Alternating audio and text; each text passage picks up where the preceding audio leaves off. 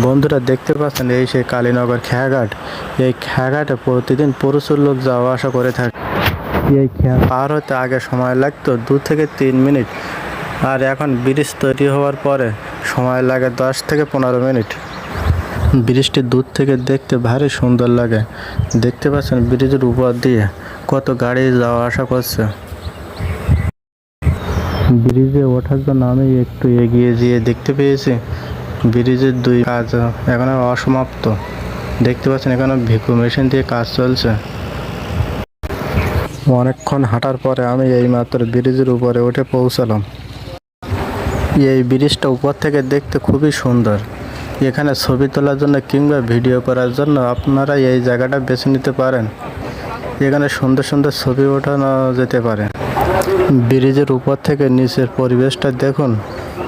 এখানে বাড়িঘরগুলো কত ছোট ছোট লাগছে, এবং এর পাশে আছে সেই কালীনগরের নদী।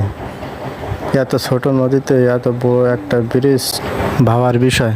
এই ব্রিজটা বহুত বছর বন্ধ থাকার পরে এই বছর পয়লা বৈশাখে ব্রিজটা চালু হয়েছে এবং মানুষের চলাচলের সুযোগ করে দিয়েছে।